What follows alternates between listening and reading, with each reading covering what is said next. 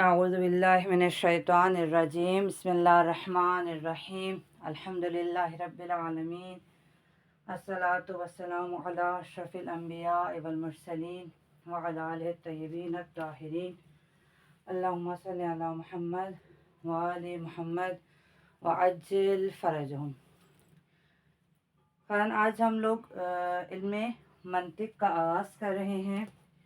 आप लोगों को दो किताबें ग्रुप ने सेंड किए हैं। एक शहीद मुर्तज़ा मुतहरी की किताब है जिससे हम इस्तिफ़ादा करेंगे, और एक जो है वो खुलासतुल मंतिक है जिससे हम इस्तिफ़ादा करेंगे इंशाअल्लाह इन दोनों किताबों से। वैसे तो मैं कोशिश करूँगी, क्योंकि आप जानते हैं कि ये मंतिक का एक शॉर्ट कोर्स है, तो मैं कोशिश करूँगी कि इंशाअल्लाह एक जो इसके मेन मफ़ाहीम और बुनियादी जो इसके असूल व कवानीन हैं उनका कॉन्सेप्ट आपके लिए क्लियर कर सकूँ, और इंशाअल्लाह के मज़ीद भी जब खुदा ने हमें तौफ़ीक दी तो हम इसको फिर बहुत ज़्यादा तफसील से भी पढ़ेंगे। लेकिन इस शॉर्ट कोर्स में हम कोशिश करेंगे कि जो इसकी बुनियादी इस्तिलाहात और बुनियादी कवानीन और कवायद हैं उनको हम अच्छे तरीके से यहाँ बयान कर सकें, मिसालों के ज़रिए आपको अच्छी तरह समझा सकें। बिस्मिल्लाहिर्रहमानिर्रहीम। इल्म मंतिक।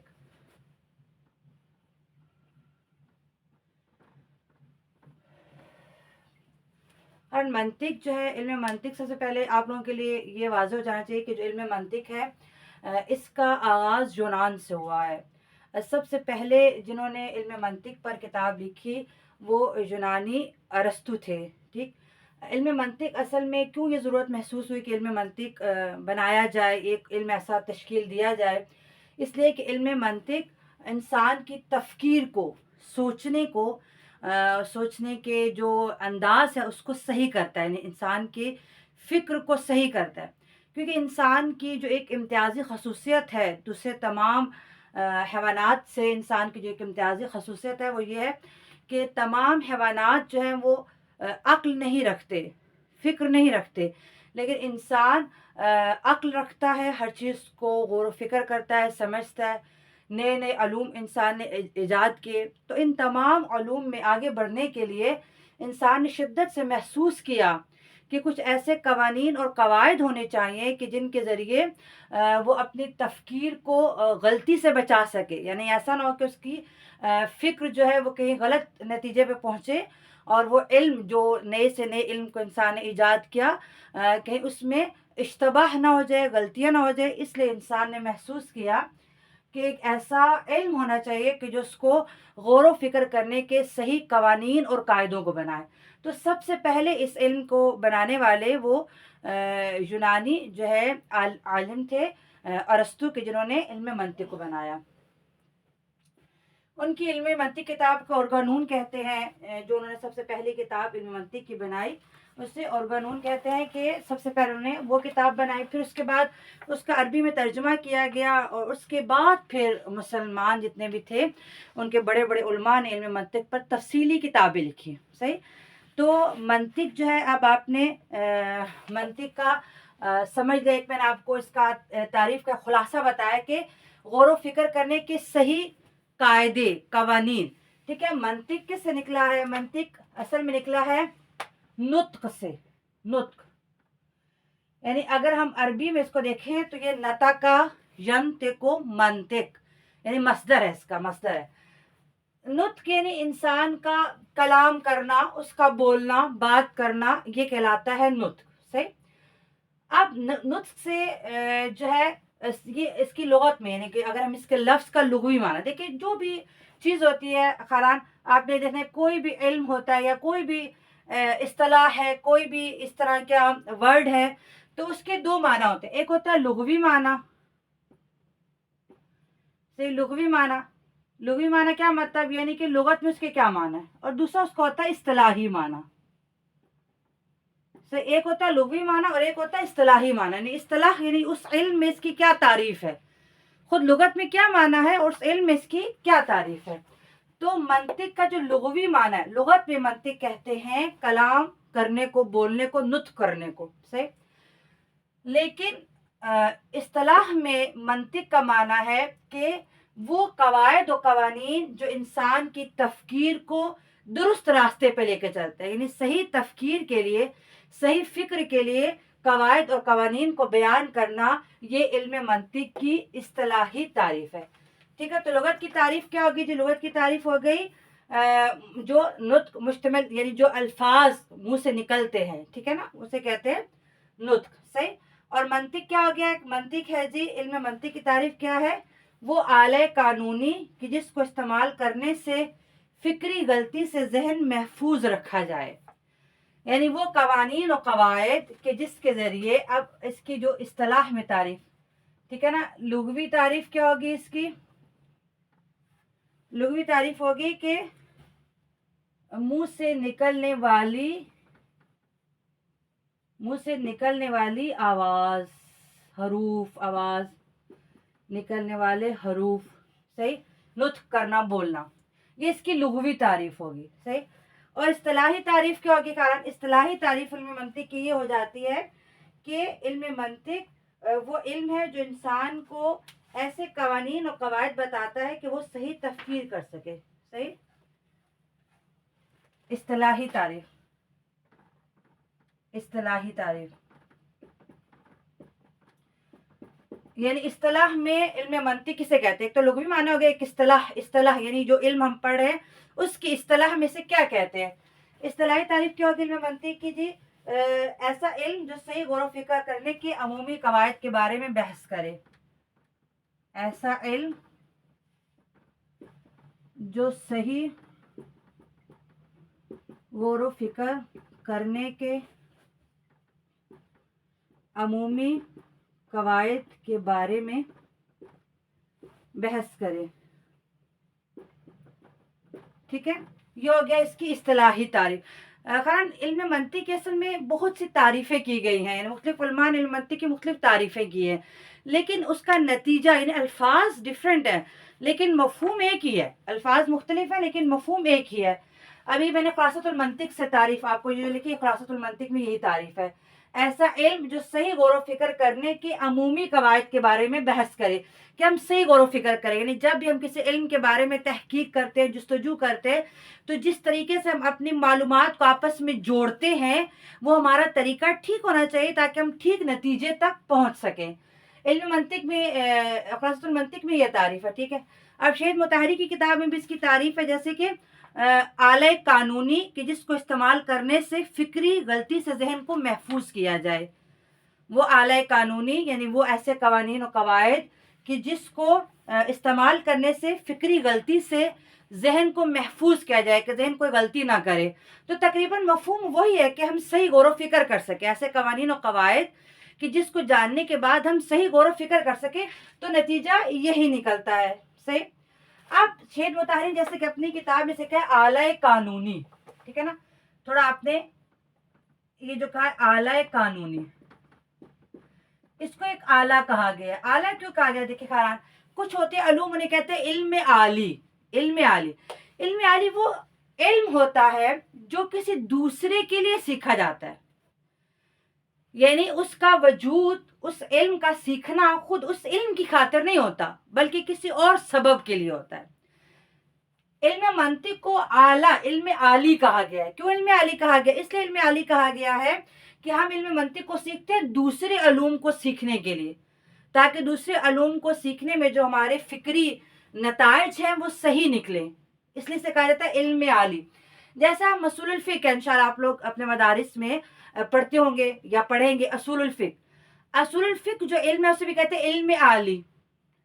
اصول الفقہ خود علم فقہ کو جاننے کے لیے سیکھا جاتا ہے، یعنی جو مجتہد جب فقہ سے دلائل اور نتائج نکالتے ہیں اس کے لیے وہ اصول الفقہ کو پڑھتے ہیں. تو اصول الفقہ ایک علم عالی ہے جو کسی دوسرے علم کو سیکھنے کے لیے اس علم کو سیکھا جاتا ہے. تو منطق بھی کیا ہو گیا؟ یہ علم عالی ہے. علم عالی ہے یعنی اس کو ہم کسی دوسرے علوم میں اپنی تفکیر کو ٹھیک کرنے کے لیے ہم علم منطق کو سیکھتے ہیں. ٹھیک ہے. تو یہ کیا ہو گیا؟ یہ ہو گیا علم عالی. صحیح. اب خیران منطق کی تعریف ہو گئی. اب منطق کا جو موضوع ہے، دیکھیں ہر علم کا ایک موضوع ہوتا ہے. موضوع کیا ہوتا ہے؟ یعنی یہ علم کس چیز کے بارے میں بات کر رہا ہے، یہ علم کس چیز کے بارے میں بحث کر رہا ہے، اس علم میں کس چیز کو بیان کیا جا رہا ہے. جیسے علم طب کا موضوع کیا ہے؟ انسانی بدن. پورا علم طب انسانی بدن کے بارے میں بات کرتا ہے. صحیح. تو علم منطق کا موضوع کیا ہے؟ علم صرف کا موضوع کیا ہے؟ کلمہ، کلمے کو تبدیل کرنا. صحیح. تو ہر علم کا ایک موضوع ہوتا ہے جس کے بارے میں وہ علم بات کرتا ہے. تو علم منطق کا موضوع. صحیح. علم منطق کا موضوع کیا ہے؟ علم منطق کا موضوع ہے تعریف اور استدلال. موضوع ہے تعریف اور استدلال، یعنی چیزوں کو پہچاننا، تعریف کرنا اور ان کے بارے میں دلیل قائم کرنا. تعریف اور استدلال. صحیح. تعریف اور استدلال یہ اس کا موضوع ہے. یعنی پورے علم میں ہم یہ سیکھیں گے کہ ہم چیزوں کی کیسے صحیح تعریف کریں، کیسے پہچانے صحیح چیزوں کو، اور اس پر کیسے دلیل لائی جائے، کیسے برہان لایا جائے. اچھا، اب خلاصۃ المنطق میں انہوں نے تعریف اور استدلال پر ایک تیسری چیز کا اضافہ کیا ہے موضوع میں، اور کہا ہے تحقیق کرنے کے مناہج. تحقیق کرنے کے مناہج، تعریف اور استدلال اور تحقیق کرنے کے مناہج.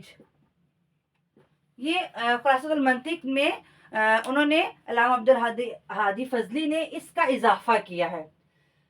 دیکھیں، تعریف و استدلال تو تمام تقریباً اکثر نے تعریف و استدلال علم منطق کا موضوع کہا ہے. کہ تعریف کیا ہے؟ میں نے بھی آپ کو بیان کی کہ چیزوں کو پہچاننا، ہم کیسے ان کی صحیح تعریف کریں، ہم تعریف کرنے میں اپنی فکر کو صحیح رکھیں اور چیزوں کو صحیح سے ان کی تعریف کر سکیں. اور استدلال یعنی ان کے بارے میں اگر ہم کوئی دلیل قائم کرتے ہیں، ان کے بارے میں تحقیق کرتے ہیں جب، تو وہ ہم کر سکیں. لیکن جو آج دور حاضر میں جو اس علم کا ایک نسبت ہے، اس کے مطابق خلاصۃ المنطق کے مصنف نے تحقیق کرنے کے مناہج اس کو بھی اس کا موضوع قرار دیا ہے. کیونکہ علم منطق میں ہم تعریف بھی سیکھتے ہیں، دلیل لانے کے طریقے بھی سیکھتے ہیں، اور تحقیق کرنے کے مناہج یعنی راستے، کیسے ہم تحقیق کو آگے بڑھائیں اور کن راستوں پہ چل کر ہم صحیح تحقیق کر سکیں علوم کے بارے میں. تو یہ بھی علم منطق میں شامل ہے. اس لیے انہوں نے اس کے موضوع میں تعریف اور استدلال کے ساتھ تحقیق کرنے کے مناہج کو بھی شامل کیا ہے کہ علم منطق میں ہم چیزوں کی صحیح تعریف کر سکیں، پہچان سکیں اور دلیلیں لا سکیں، اور تحقیق کرنے کے جو صحیح راستے ہیں ان کو ہم سمجھ سکیں. تو یہ اس کا موضوع ہے علم منطق کا. علم منطق کی غرض اور غایت اور فائدہ کیا ہے؟ دیکھیں خارن، کبھی بھی ہم کوئی بھی جو چیز سیکھتے ہیں اس کا کوئی فائدہ ہوتا ہے. اگر بغیر فائدے کے ہم کوئی چیز سیکھتے نہیں، ہمیں کوئی مقصد نہیں، اس کا کوئی غرض نہیں ہے، ہم ایسے کوئی فضول چیز سیکھتے ہیں تو ہمارا وہ کام فضول کام کہلائے گا کہ کوئی مقصد ہی نہیں تھا اس کام کرنے کا. تو ہر چیز کا ایک مقصد ہوتا ہے، ایک ہدف ہوتا ہے. تو علم منطق کا کیا ہدف ہے، کیا غرض ہے، کیا غایت ہے اس کی کہ جو ہم علم منطق کو سیکھ رہے ہیں؟ ہم کیوں علم منطق کو سیکھ رہے ہیں؟ ہم کیوں مثلا مدارس میں پڑھا رہے ہیں؟ اور ہم کیوں جو ہے اس کو، جیسے اب ہم مثلا شارٹ کورس ہم نے رکھا ہے علم منطق کا، کیوں؟ کیا سبب ہے؟ کیا غرض ہے؟ کیا مقصد ہے؟ کیا فائدہ ہے علم منطق کا؟ تو خلاصۃ المنطق میں انہوں نے علم منطق کے چار فائدے بیان کیے. 4 فائدے. ایک انہوں نے کہا ہے کہ اس لیے ہم سیکھتے ہیں کہ انسانی فکر کا نتیجہ ٹھیک ہو جائے. یعنی وہ کہتے ہیں کہ انسان جب سوچتا ہے تو کبھی صحیح اور قابل قبول نتائج حاصل کرتا ہے، اور غلط اور ناقابل قبول نتائج تک کبھی پہنچتا ہے. صحیح. اس طرح فطرتی طور پر انسانی فکر کو غلط اور درست نتائج کا سامنا رہتا ہے. یعنی کبھی جب انسان فکر کرتا ہے اس کو کبھی وہ صحیح نتیجے اس کے سامنے ہوتے ہیں اور کبھی غلط نتیجے ہوتے ہیں. تو اس کو غلط اور درست نتائج کا سامنا رہتا ہے. اس لیے فکر کو سالم بنانے اور صحیح نتیجہ حاصل کرنے کے لیے انسان ایسی عمومی قواعد کا محتاج ہوتا ہے جن کی روشنی میں صحیح غور و فکر کر سکے. اور فکر کے ان عمومی قواعد کو تشکیل دینے کی ذمہ داری جو علم اٹھاتا ہے وہ علم منطق ہے. یعنی علم منطق ہمیں تفکیر اور ہمیں جو فکر کرنے کے وہ صحیح طریقے بتاتا ہے کہ ہماری تفکیر صحیح رہے. اس کے علاوہ انہوں نے کہا دوسرا فائدہ یہ ہے کہ علم منطق سیکھنے سے ہمارے جو علمی افکار اور نظریات ہیں ان میں ہم تحقیق کر سکتے ہیں، اور دوسروں کے جو افکار ان پہ تنقید کر کے ان کی غلطیوں کو اس میں سے نکال سکتے ہیں. یعنی علم منطق سیکھنے کے بعد ہم میں اگر کوئی بھی ایک علمی نتیجہ ہے تو اس پہ اگر کوئی غلطی ہے تو اس کی پہچان کرنا، تنقید کرنا، اس میں سے غلطیوں کو دور کرنا، ये हमें इल्म मंतिक सिखाता है। तीसरा उन्होंने कहा है कि सही नतीजे देने वाले इल्मी मनाहिज कौन से हैं और गलत नतीजे पर पहुंचाने वाले मनाहिज कौन से हैं, हम ये इल्म मंतिक से सीखते हैं कि सही इल्मी मनाहिज जिन पर हमारा नतीजा सही निकले तफकीर का, और गलत इल्मी मनाहिज की जिससे हमारा नतीजा तफकीर का गलत हो सकता है, इसकी पहचान भी हमें इल्म मंतिक देता है। सही। और चौथा उन्होंने कहा है कि कवायद मंतिक की रोशनी में मुख्तलिफ अलूम के कवायद के दरमियान फ़र्क कर सकते हैं और इनके दरमियान मवाजना करके इनमें पाए जाने वाले मुश्तरक और मुख्तलिफ नुकात और मवारिद को जान सकते हैं। क्योंकि मैंने जैसा होगा कि इल्म मंतिक क्योंकि दूसरे अलूम में हमारी तफकीर को सही करता है, तो इल्म मंतिक सीखने के बाद हम दूसरे अलूम में जो उनके कवायद हैं उनके दरमियान फ़र्क कर सकते हैं। ये कौन सा कायदा है, ये कौन सा कायदा है, ये किस इल्म की बात हो रही है, ये किस इल्म की बात हो रही है, ये किस कायदे की बात हो रही है। ये इल्म मंतिक हमें वो तफकीर का सही रविश देता है कि जिसके बाद हम मुख्तलिफ अलूम के कवायद को फ़र्क कर सकते हैं, उनका मवाजना कर सकते हैं और उसमें मौजूद गलती को दूर कर सकते हैं। तो ये इल्म मंतिक की गर्ज और गायत है। ठीक। सही तफकीर, इल्म मंतिक क्या पहली कागज सही तफकीर और नज़रियात और अफकार में जो वाक़ होने वाली गलतियाँ उनकी निशानदेही, सही इल्मी मनाहिज को पहचानना और मुख्तलिफ अलूम के दरमियान कवायद के फ़र्क को पैदा कर सकना, पहचानना कि क्या इनके कवायद में फ़र्क है। ये चार चीज़ें ख़ुलासतुल मंतिक मैंने इल्म मंतिक की गर्ज और गायत में बयान की हैं। ठीक है। यानी एक क्या हो गया कि हमारी सही तफकीर, हम सही फिक्र करें। ठीक है। दूसरा क्या हो गया कि जी हम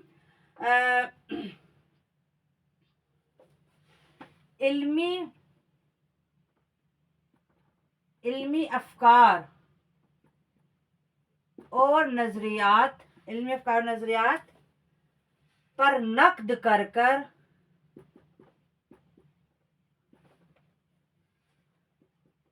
उनमें वाक़या होने वाली गलतियों की निशानदेही करें।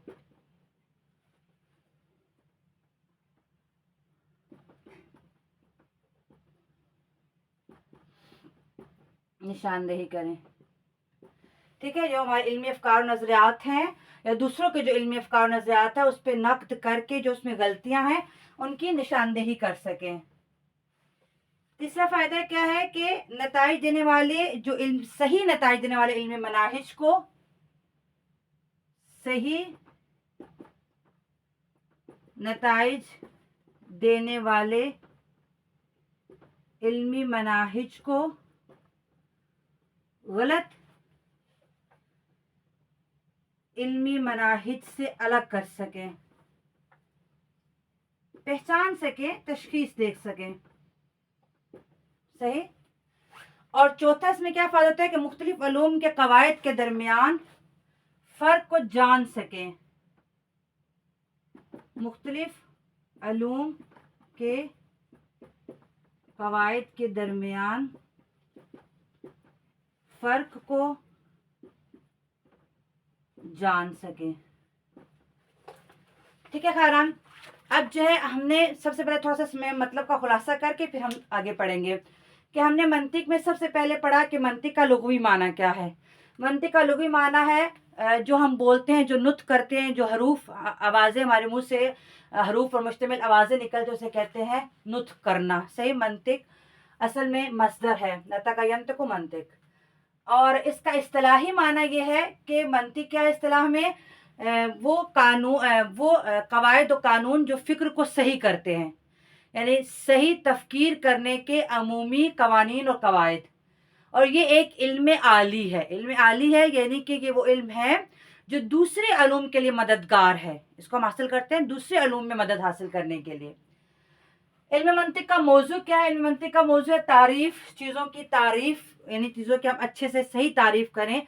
क्योंकि जब तक हम इस्तिलाहात को, अल्फाज की सही तारीफ़ नहीं करेंगे हमारा नतीजा ठीक नहीं हो सकता। सही तारीफ़ करना इस्तिलाहात के हम इल्म मंतिक में सीखेंगे। इस्तदलाल यानी दलील लाना, ये हम सीखेंगे। और तहकीक करने के जो मनाहिज हैं, रास्ते, मनहज कहते हैं रास्ते को, तो वो मनाहिज हम तहकीक करने के इल्म मंतिक का मौजू है, तारीफ़, इस्तदलाल और तहकीक करने के मनाहिज। غرض کیا ہے؟ غرض اصل میں وہی موضوع کا نتیجہ ہوتا ہے، کیا فائدے حاصل ہو سکتے ہیں، ہماری تفکیر صحیح ہوگی، علمی افکار نظریات پہ نقد کر کے ان میں واقع ہونے والی غلطیوں کی نشاندہی کر سکتے ہیں، صحیح نتائج دینے والے علمی مناہج کو غلط نتائج دینے والے علمی مناہج سے الگ کر سکتے ہیں، اور مختلف علوم کے قواعد کے درمیان فرق کو جان سکتے ہیں۔ یہ علم منطق کا ہو گیا غرض و غایت۔ اب سب سے پہلے ہم تھوڑی سی تفکیر کے بارے میں ہم بات کریں گے کہ جو تفکیر ہے وہ اصل میں کیا ہوتی ہے۔ تفکیر ہوتی ہے، ہم کوئی بھی چیز دیکھتے ہیں، مثلا ہم نے کوئی بھی ایک چیز دیکھی، مثال تو میں نے یہ بورڈ دیکھا، صحیح، اب اگر میں نے بورڈ دیکھا اور میں یہ دیکھنا چاہتی ہوں مثلا یہ کیا چیز ہے کسی بھی چیز کے بارے میں، تو میں کیا کروں گی، اپنے ذہن میں موجود جو میری معلومات ہوں گی نا ان کو میں جوڑنا شروع کروں گی اس چیز کے ساتھ تاکہ میں نتیجے پہ پہنچ سکوں۔ یعنی تفکیر اصل میں کیا ہوتی ہے، میں نے کوئی بھی ایک چیز جس کے بارے میں جاننا ہے، وہ چیز جو میرے لیے مجہول ہے، کوئی بھی چیز میرے لیے مجہول ہے، ٹھیک ہے، جو بھی چیز میرے لیے مجہول ہے اس کو جاننے کے لیے میں ذہن کی معلومات کی طرف جاؤں گی، ٹھیک ہے، جو ذہن میری چیزیں ہیں۔ اصل میں انسان جب بھی کسی ان نون چیز کو دیکھتا ہے تو اس کو پہچاننے کے لیے جو اس کے ذہن میں معلومات ہوتی ہے ان سے وہ رابطہ کرتا ہے، ان کو جوڑتا ہے آپس میں، ٹھیک ہے، پھر اس سے جو میرا نتیجہ نکلے گا اس سے میں واپس پلٹوں گی اس مجہول کی طرف کہ یہ والی چیز ہوگی۔ مثلا میں آپ کو ایک بورڈ کی مثال دی ہے، یہ کیا ہے، میں دیکھتی ہوں کہ یہ ایک وائٹ کلر کا ہے، اس پہ لکھا بھی جا سکتا ہے، یہ کوئی لکھنے والی چیز ہوگی۔ اب میرے ذہن جتنی لکھنے والی چیزیں ہیں ان سے اس کو میں ربط دوں گی اور پھر میں نتیجے پہنچوں گی یہ ایک لکھنے کا بورڈ ہے مثلا، صحیح۔ تو تفکیر کیا ہوتی ہے کہ جو چیز بھی ان نون ہے، جو چیز بھی ہمارے لیے مجہول ہے، اس کو پہچاننے کے لیے ہم معلومات جو ذہن میں ہماری چیزیں معلوم ہیں ان کی طرف جائیں اور پھر اس کے بعد ہم اس کو پہچان سکے، واپس پلٹے اس مجہول کی طرف، ٹھیک ہے، اس مجہول کی طرف ہم واپس پلٹے۔ یہ تفکیر، یہ ہوتا ہے سوچنا یا تفکیر کرنا۔ تو خیران تفکیر کا مطلب ہو گیا کہ ایک مجہول چیز کو حاصل کرنے کے لیے معلوم چیزوں کو مرتب کرنا، ٹھیک ہے نا، مجہول چیز کو علم حاصل کرنے کے لیے، اس کو پہچاننے کے لیے اپنی معلومات کو مرتب کرنا، ترتیب دینا، یہ کہلاتا ہے تفکیر، ٹھیک ہے۔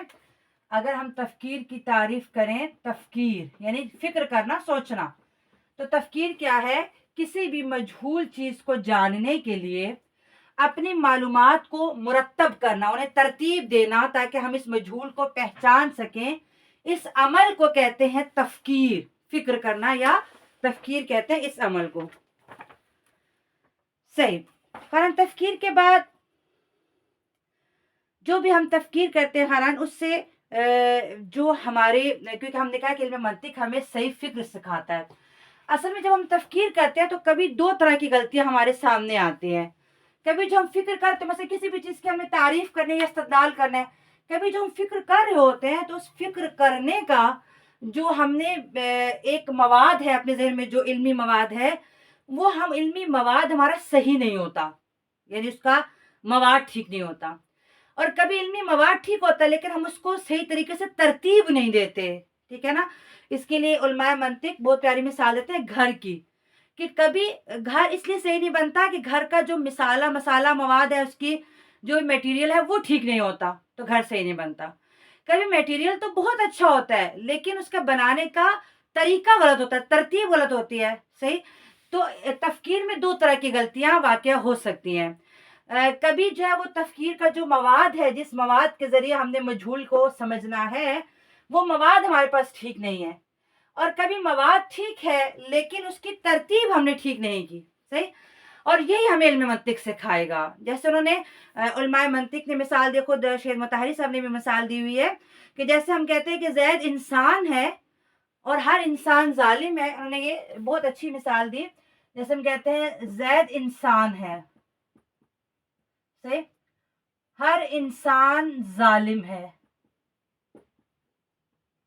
اب ہم نے سے ایک نتیجہ نکلا، ان دو جملوں کو ہم نے آپس میں جوڑ کر ہم نے نتیجہ نکالا کہ زید انسان ہے، ہر انسان ظالم ہے، پس زید ظالم ہے، زید ظالم ہے۔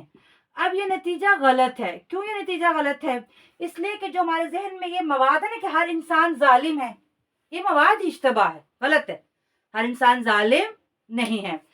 کیونکہ یہ مواد ٹھیک نہیں تھا اس لیے نتیجہ کیا نکلا؟ غلط نکلا. نتیجہ کیا نکلا؟ غلط نکلا. تو اس میں مواد صحیح نہیں ہے. انہوں نے ایک اور مثال دی کہ جب ترتیب ٹھیک نہ ہو. قرآن یہ ترتیب تو انشاءاللہ آپ کو منطق سے سمجھ آئے گی. زید عالم، زید انسان ہے، زید انسان ہے، زید انسان ہے، زید عالم ہے.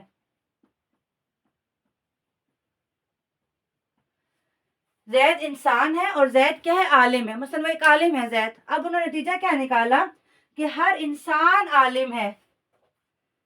ان دو کا انہوں نے نتیجہ یہ نکالا کہ ہر انسان عالم ہے، جبکہ غلط نتیجہ، ہر انسان عالم نہیں ہے. ٹھیک ہے. اب جو نے مثال دی ہے کہ زید انسان ہے، ایک ٹھیک بات ہے، صحیح مواد ہے کہ زید انسان ہے، حقیقتاً انسان ہے، اور وہ زید عالم بھی ہے، عالم ہے، اس میں بھی کوئی غلطی نہیں ہے، صحیح. لیکن ان دو جملوں کو ملا کے جو نتیجہ ہے وہ غلط ہے. یہ ہمیں علم منطق سکھائے گا کہ اس کی ترتیب ٹھیک نہیں ہے. ان دو جملوں کی ترتیب ٹھیک نہیں ہے. یہ انشاءاللہ کہ ہم جب آگے قضایا کی بحث پڑھیں گے، پھر آگے ادلہ سب پڑھیں گے، تو ہم دیکھیں گے کہ ان دو جملوں کی ترتیب ٹھیک نہیں ہے، جس کی وجہ سے غلط نتیجہ نکل رہا ہے، جس کی وجہ سے غلط نتیجہ نکلا. انشاءاللہ کہ کارن آپ بہت واقعاً بہت اس علم کو پڑھنے سے لطف اندوز ہوں گے جب ہم اس کے آگے چلیں گے. ابھی تو کیونکہ آج ابتدائی درس ہے، جب ہم آگے اس کے قضایا بنانے، اس کو سیکھنا، صحیح نتیجہ نکالنا، تو واقعاً بہت انسان واقعاً بہت اس سے لطف اندوز ہوتا ہے اس علم سے، کہ ہم کتنی غلطیاں کرتے ہیں، کتنی جگہوں پر کتنی چیزیں ہماری سوچ غلط ہو جاتی ہے.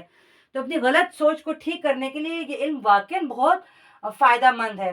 تو اب جو ہے یہاں پر مادہ ہی غلط تھا کہ ہر انسان ظالم ہے، یہ اس کے ذہن میں غلط بات ہے، مادہ غلط ہے. یہ دونوں مادہ ٹھیک ہے لیکن ترتیب غلط ہے، تو نتیجہ کیا نکلا؟ غلط نکلا.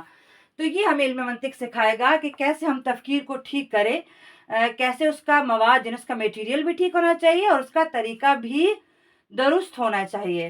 ٹھیک ہے، تبھی ہم اس کو صحیح سیکھ سکتے ہیں. اس کے بعد جو ہے بس تھوڑا سا میں اور بتاؤں گی، پھر دیکھتے ہیں کہ کلاس کی کیا ٹائمنگ ہوئی. علم جو ہے ظاہر ہے کہ ہمیں جو ہم علم حاصل کرتے ہیں، علم کیا ہوتا ہے، علم کی کیا تعریف ہوتی ہے. ٹھیک ہے، علم کیا ہے؟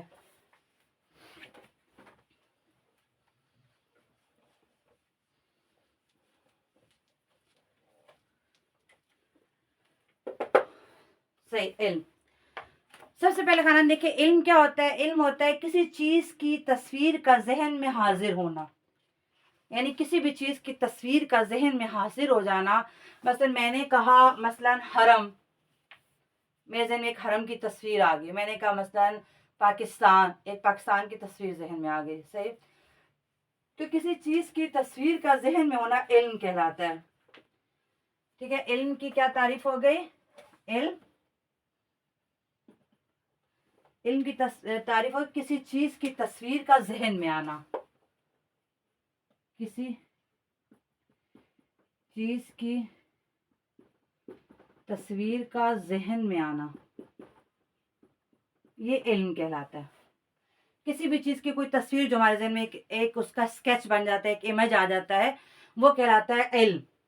جیسے میں نے آپ کو مثال دی کہ میں نے پاکستان کا نام لیا، اس کا ایک ذہن میں تصویر آ گئی. مثلا میں نے کہا اسکول، میں نے کہا مدرسہ، مثلا میں نے کہا پنکھا، کوئی بھی چیز میں نے سوچی ذہن میں، اس کے تصویر کا آ جانا، یہ کہلاتا ہے علم.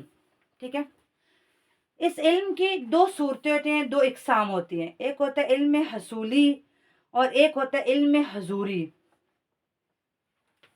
ٹھیک ہے نا. اس علم کے آگے دو اقسام ہیں، علم کی دو اقسام ہیں. ایک ہے علم حصولی اور دوسرا ہے علم حضوری. ٹھیک ہے، علم حصولی اور علم حضوری. علم حصولی کیا ہے؟ علم حصولی ہے یعنی کسی بھی چیز کی جو تصویر ہمارے ذہن میں آتی ہے، خود وہ چیز سامنے نہیں ہے. مثلا میں سوچا کہ جیسے کہا پاکستان، اب پاکستان اس وقت میں مثلا ادھر ہوں عراق میں، ایک پاکستان کا نقشہ میرے ذہن میں آ گیا، وہ سامنے میرے نہیں ہے، لیکن ایک تصویر کا ذہن میں آ جانا. صحیح. مثلا میں نے آپ سے کہا کہ K2 پہاڑ، اب اس K2 پہاڑ کا ایک تصویر میرے ذہن میں آ گئی، تو اس تصویر کا ذہن میں آنا کہلاتا ہے علم حصولی. اور علم حضوری کیا ہے؟ خود اس چیز کا سامنے آ جانا. مثلا میں اس وائٹ بورڈ کو دیکھ رہی ہوں, اس کے بارے میں میرا علم حضوری ہے, صحیح. لیکن جو کیٹو پہاڑ کے بارے میں سوچا ہے وہ کیا, وہ ہے علم حصولی, یعنی ایک تصویر ذہن میں آئی ہے. تو علم حصولی کیا ہو گیا؟ علم حصولی ہو گیا کہ جو جب کسی چیز کا علم اس کی ذہنی تصور کے ذریعے حاصل ہو, ٹھیک ہے نا, ایک ذہنی تصویر, جو ایک ذہنی تصویر کے ذریعے جس چیز کا علم حاصل ہو, اسے کہتے ہیں علم حصولی, ٹھیک ہے. اور جب وہ چیز خود ہمارے سامنے آ جائے تو اسے کہتے ہیں علم حضوری, ٹھیک ہے, علم حضوری. مثلا اگر میرے سر میں درد ہے, وہ درد میرے سامنے ہے, میں اس کو محسوس کروں, اسے حضوری کہیں گے, ٹھیک ہے. لیکن آپ مثلا کہتے ہیں میرے سر میں درد ہے, تو میں ایک تصور ہی لا سکتی ہوں کہ آپ کے سر میں درد ہے, صحیح. اسے کہیں کسی چیز کے تصویر کا ذہن میں آنا. اور حضوری کیا ہے کہ اس چیز کا خود ہم اس تصویر, اس چیز کو دیکھیں, محسوس کریں, وہ سامنے ہمارے حاضر ہو, اسے کہتے ہیں علم حضوری, صحیح. تو علم حصولی اور علم حضوری. علم حصولی کا آتا ہے اس میں کسی چیز کی تصویر حاضر ہوتی ہے, لیکن علم حضوری میں خود چیز حاضر ہوتی ہے. علم حصولی میں غلطی اور خطا کا امکان ہوتا ہے, لیکن علم حضوری میں غلطی کا امکان نہیں ہوتا. اب دیکھیں علم حصولی میں کیونکہ چیز کی تصویر ہے, ممکن ہے وہ تصویر صحیح ہو اور ممکن ہے وہ تصویر غلط ہو, صحیح. مثلا میں نے کیٹو پہاڑ کا ایک نقشہ ذہن میں لایا, اب ممکن ہے وہ جب میں حقیقتاً پہاڑ دیکھوں تو کچھ اور طرح کا ہو, لیکن میرے ذہن میں کوئی اور تصویر ہے, صحیح. تو علم حصولی جو ہے کیونکہ صرف تصویر ہوتی ہے, اس لیے اس میں غلطی اور خطا کا امکان ہے. لیکن علم حضوری میں غلطی اور خطا کا امکان نہیں ہے, صحیح, کیونکہ وہ چیز سامنے ہے, میرے سامنے حاضر ہے وہ چیز.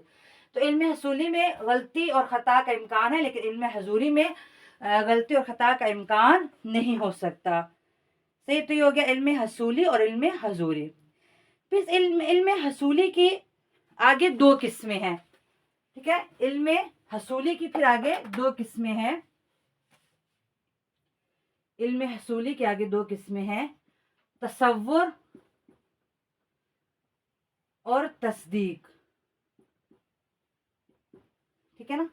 علم حصولی کی یعنی جو چیز ہمارے ذہن میں آتی ہے, کسی چیز کے تصور کا جو ہمارے ذہن میں علم آتا ہے, اس کی آگے دو قسمیں ہیں, تصور اور تصدیق. تصور کیا ہوتا ہے؟ تصور ہوتا ہے کسی بھی چیز کے بارے میں ایک ہم جو سوچتے ہیں. مثلا میں نے سوچا کہ پاکستان کا فلاں صوبہ پنجاب سوچ لیا میں نے, ٹھیک ہے, تو اس کا ایک تصور میرے ذہن میں آ گیا, ٹھیک, ایک چیز کا ذہن میں آ جانا. پھر میں سوچتی ہوں مثلا پنجاب سندھ سے کتنا دور ہے, اتنے کلومیٹرز کا پنجاب اور سندھ میں فاصلہ ہے, صحیح. اب یہ جو میں ایک چیز کو دوسرے چیز کے مقابل لا رہی ہوں, دو چیزوں کا آپس میں جو ہے وہ موازنہ کر رہی ہوں, اسے کہتے ہیں تصدیق, صحیح. یعنی تصور صرف اس چیز کا علم آنا ہے بغیر کسی حکم کے, بغیر حکم کے اس تصویر کا ذہن میں آ جانا, صحیح, وہ تصور کراتا ہے. لیکن تصدیق کیا ہے؟ کسی چیز کی تصویر کا یقین والے حکم کے ساتھ. مثلا میں نے کہا کہ صبح پنجاب ایک ذہن میں آ گیا, مثلا کہا صبح سندھ ایک ذہن میں آ گیا, ایک ذہن میں تصور آ گیا. پھر میں کہتی ہوں ان کا فاصلہ کتنا, مثلا میں نے ایک میپ لایا, اس پہ دیکھا اچھا یہ اتنا فاصلہ ہے. مثلا میں آپ سے کہتی ہوں فلاں کلاس میں 50 طالب علم ہے, صحیح, آپ کے ذہن میں ایک تصور آ گیا, صحیح. آپ جاتے جا کے اس کلاس میں گنتے ہیں 1 2 3 4 5, آپ نے گنے ہاں بھی 50 ہیں, اس میں 50 طالب علم ہے. تو اب جو آپ نے 50 گن لیے, اب یہ ایک تصدیق ہے, ٹھیک ہے. اس کا جو آپ کے ذہن میں کانسیپٹ آیا, ایک تصویر آئی, وہ جو ایک ذہن میں آپ کے علم آیا وہ تصدیق کے ساتھ ہے, ایک حکم کے ساتھ ہے. یعنی تصور میں جو علم ہوتا ہے وہ بغیر حکم کے ہوتا ہے, یقین کا حکم اس میں شامل نہیں ہوتا. لیکن تصدیق میں جو علم آتا ہے اس میں یقین کا حکم بھی ساتھ شامل ہوتا ہے. اس کے میں آپ کو تھوڑی سی مزید یہ وضاحت کر دوں کہ جیسے آپ انشاءاللہ کہ علم صرف و نحو پڑھے ہیں, تصدیق کس میں ہوتا ہے؟ جو پورا ایک جملہ ہوتا ہے. مثلا میں کہتی ہوں موسم گرم ہے, ٹھیک ہے نا. اب آپ جاتے ہیں باہر, دیکھتے ہیں واقعی بہت گرمی ہے, صحیح, تو وہ کیا ہے, آپ کا تصدیق ہو گیا کہ ہاں موسم گرم ہے. یا آپ باہر جاتے کہتے ہیں نہیں موسم تو باہر بالکل ٹھیک ہے, تو آپ کہتے ہیں کہ یہ غلط ہے. یعنی تصدیق میں کسی چیز کا ہونا یا نہ ہونے کے بارے میں علم حاصل ہوتا ہے, ساتھ حکم ہوتا ہے کہ یا تو وہ چیز صحیح ہے یا وہ چیز غلط ہے. لیکن تصور میں کیونکہ حکم ہی نہیں ہوتا تو ہم نہیں کہہ سکتے کہ وہ صحیح ہے یا غلط ہے, صرف ایک تصویر ہے ہمارے ذہن میں. لیکن تصدیق جو ایک پورا جملہ ہوتا ہے, میں نے آپ کو کہا جیسے ہمیں علم نحو میں کہتے ہیں کہ جملہ خبریہ, जुमला खबरिया, मतलब हम कहते हैं जैद आलिम है, हम जाके देखेंगे जैद वाकई आलिम है, अगर आलिम है तो कहेंगे जुमला ठीक है, अगर आलिम नहीं है तो कहेंगे जुमला गलत है। यानी तस्दीक में हुक्म का किसी चीज का होना या ना होना, उसके बारे में हुक्म पाया जाए, उसे कहते हैं तस्दीक। सही, उसे कहते हैं तस्दीक। अब एक छोटे से पॉइंट की मजीद वजाहत करूंगी, फिर इंशाल्लाह बाकी हम अगली क्लास में पढ़ेंगे कि तसव्वुर और तस्दीक में भी आगे दो चीज़ें आती हैं, एक आता है ज़रूरी और एक आता है नज़री। यानी ये जो तसव्वुर और तस्दीक है, ये जो तसव्वुर और तस्दीक है, इसमें हम करते हैं, तसव्वुर में एक चीज़ आती है ज़रूरी, तसव्वुर में भी आता है और तस्दीक में भी आती है, दोनों बातें। ठीक है, एक आता है जी ज़रूरी, इसको बदीही भी कहते हैं, बदीही। बदी क्या होता है, किसी चीज का बहुत जो एक बुनियादी बड़ी असासी सी बात है ना, जो हमारे लिए बड़ी रोज़े रोशन की तरह वाज़े और आया है, हम कहते हैं ये बात तो बदीही है। यानी इतनी वो बात आम है, इतनी बात वो सबको मालूम है, इतनी बात वो एक बुनियाद बिल्कुल एक ज़रूरी सी चीज़ें जो नहीं होती उन्हें कहते हैं बदीही। ठीक है, ज़रूरी। और एक होता है नज़री। सही, नज़री वो होता है कि जिसमें गौर फिक्र की ज़रूरत होती है। ज़रूरी में गौर फिक्र की ज़रूरत नहीं होती, लेकिन नजरी में गौर फिक्र की जरूरत होती है। ठीक है, नजरी में गौर फिक्र करना पड़ता है, फिर हम उसको चीज को समझ सकते हैं। अब तसव्वुर में भी जरूरी और नजरी है, और तस्दीक में भी जरूरी और नजरी है। यानी तसव्वुर भी जरूरी भी होता है और नजरी भी होता है, और तस्दीक भी जरूरी भी होती है और नजरी भी। अच्छा, तसव्वुर जरूरी नजरी की खुलासतुल मंतिक में बहुत अच्छी मिसाल दी हुई है। उनका जैसे तसव्वुर जरूरी यानी वो चीज के जिसके लिए हमें किसी गौर फिक्र किसी दलील की जरूरत ना हो। सही, तो तसव्वुर जरूरी की मिसाल दी, जैसे कि हम कहते हैं एक चीज मसलन आसमान का होना, जमीन का होना, मसलन हम देखते हैं, मसलन हम कहते हैं वजूद, हमारा वजूद। ठीक है, ये एक ऐसी चीज है कि जो तसव्वुर है और जरूरी और बदीही है। ठीक है, लेकिन एक रूह का तसव्वुर है, तो तसव्वुर ज़हन में, लेकिन उसमें गौर फिक्र की जरूरत है, रूह कैसी होती है। ठीक है, रूह की हकीकत क्या है। या मसलन मैं कहती हूँ जी इलेक्ट्रिसिटी, बिजली, अब बिजली के बारे में वो क्या होती है, किस तरह होती है, थोड़ी गौर फिक्र करने वाली बात है ना, फिर हमें समझ आएगी क्या होती है। तो बात चीजें हैं कि जिनका तसव्वुर जरूरी और बदीही है, जैसे मैंने आपको अपना वजूद इंसान का, मसलन हम आसमान का वजूद हम रोज देखते हैं सुबह शाम, यानी एक चीज है कि जिसमें कुछ गौर फिक्र की जरूरत नहीं, किसी चीज को उसमें हमें कोई दलील लाने की जरूरत नहीं है। लेकिन नजरी वो है कि जिसको समझने के लिए गौर फिक्र की जरूरत है, दलील लाने की जरूरत है। जैसे हमने कहा रूह की हकीकत, एक बिजली की हकीकत, मसलन जो पढ़ने वाले वो जान सकते हैं कि बिजली क्या होती है। सही, जिन्होंने इसको सीखा होता है। अच्छा, तस्दीक जो होती है, तस्दीक मैंने आपसे कहा कि जैसे दो चीजें होती हैं, हम उसका आपस में करते हैं। बस मैं जैसे को मिसाल दी कि फला सुबह सुबह, ये एक मसलस की आप मिसाल है कि जी एक मसलस है। ठीक है, अब मसलस के दो जाविये बराबर होते हैं, हम कहते हैं ट्राइंगल, ट्राइंगल की हम मिसाल देते हैं, हम कहते हैं कि ये जी इसके दो जाविये बराबर हैं। फिर हम क्या करते हैं, हम लेते हैं, हम इसको माप लेते हैं, आपस में कहते हैं हाँ जी ये बराबर है। तो ये जो तस्दीक है, ये तस्दीक भी दो तरह की है, एक है जरूरी और एक है नजरी। तस्दीक जरूरी क्या है, क्या है तस्दीक जरूरी, जैसे हम कहते हैं कि एक दो का निस्फ है, यानी ऐसा कि जिसमें किसी दलील की जरूरत नहीं। कोई हमसे पूछे दो और दो कितना होता है, हम कहते हैं चार, कोई सोचा भी नहीं, हमने जरूरत ही नहीं सोचने की। दो और दो कितने होते हैं, चार। दो का निस्फ कितना होता है, एक। यानी तस्दीक है, लेकिन इतना जरूरी है कि हमें किसी गौर फिक्र की जरूरत नहीं। लेकिन तस्दीक नजरी क्या है, जैसे हम कहें कि जमीन के मुतहर्रिक है, जमीन हरकत कर रही है, वो बगैर गौर फिक्र के हम इस चीज तक नहीं पहुंच सकते। ठीक है ना। या मसलस के तीनों जाविये को, इसको हमें पहले हम मापेंगे, देखेंगे कि हाँ भी तीनों जाविये आपस में बराबर है। तो इसके ये तस्दीक नजरी की मिसाल है। तस्दीक जरूरी वो है कि जिसमें हमें किसी गौर फिक्र की जरूरत नहीं है तस्दीक किसी चीज का हुक्म के साथ, हमारे जहन में एक तस्वुर, एक इल्म हुक्म के साथ है, लेकिन उसमें सोचने की जरूरत नहीं है, जैसे दो और दो चार होते हैं। सही, लेकिन तस्दीक नजरी वो है कि जिसमें हमें गौर फिक्र के बाद हम उसके हम कहते हैं कि तस्वर हुक्म के साथ हमारे जहन में आया है। जैसे ज़मीन का मुतहर्रिक होना, मसलस के तीनों जावियों का बराबर होना, ये सारी बातें। सही, तो इस तरह हमने तस्वर को तकसीम किया ज़रूरी और नजरी में, और तस्दीक को भी तकसीम किया ज़रूरी और नज़री में। बस मैं थोड़ा इसका खुलासा बयान करके फिर मैं अपने दर्स को ख़त्म करती हूँ। हमने पहले तो मैंने मंतिक की तारीफ़ आपको बताई, हमने मंतिक का मौजू पढ़ा, हमने मंतिक की गर्ज़ और गायत और मंतिक का फ़ायदा क्या है वो पढ़ा, सही। और उसके बाद हमने पढ़ा कि तफ़कीर क्या होती है, ठीक है, तफ़कीर किसे कहते हैं, ठीक है, किसी चीज़ का जो जहन में आना, यानी किसी चीज़ के बारे में जो गौर फ़िक्र करते हैं, वो तफ़कीर में गलतियाँ कभी होती है कि उसका हमारी जो तफ़कीर का मवाद होता है वो गलत होता है, कभी मवाद ठीक होता है लेकिन तरतीब गलत होती है, सही। फिर हमने इल्म की तारीफ़ पढ़ी कि किसी चीज़ की तस्वीर का जहन में आ जाना इल्म कहलाता है। इल्म दो तरह के होते हैं, एक होता है हसूली, जो सिर्फ एक तस्वीर का जहन में आना, और हजूरी जब खुद वो चीज़ हमारे सामने हाजिर हो। इल्म हसूली में क्योंकि सिर्फ तस्वीर होती है इसलिए गलती और ख़ता का इम्कान होता है, इल्म हजूरी में गलती और ख़ता का इम्कान नहीं होता। इल्म हसूली की दो किस्में हैं, तसव्वुर और तस्दीक। तसव्वुर यानी किसी चीज़ का तस्वीर का जहन में आना बगैर किसी हुक्म के, बगैर किसी हुक्म के। जैसे मैंने आपको मिसाल दी कि मसलन सुबह पंजाब सिंध कुछ भी, मतलब मैंने आपको कहा कि ये फलां क्लास में 50 तालिब इल्म है। तस्दीक क्या है कि किसी चीज़ का जहन में हुक्म के साथ आना, मतलब हम गए हमने गिने ये जी 50 तालिब इल्म है, सही। या मतलब मैं सोचा सुबह पंजाब और सुबह सिंध में कितना फासला है, मैंने मैप निकाला देखा जी इतना फासला है। अब एक चीज़ का एक तसव्वुर का जहन में आना हुक्म के साथ वो कहलाता है तस्दीक। तसव्वुर और तस्दीक की दो दो किस्में हैं, ज़रूरी और नज़री। ज़रूरी कहते हैं वो बदीही चीज़ की जिसमें किसी गौर फिक्र की, किसी दलील की ज़रूरत ना हो, और नज़री वो है कि जिसमें गौर फिक्र और दलील की ज़रूरत हो। तसव्वुर ज़रूरी की मैंने मिसाल दी आपको, जैसे हमारा वजूद, ठीक है ना, हम आसमान का चांद तारे सब। नज़री में मैंने आपको कहा जैसे रूह की हकीकत, बिजली की हकीकत क्या है। तस्दीक ज़रूरी जैसे हम कहते हैं 2 और 2 4 होते हैं, ये तस्दीक ज़रूरी है।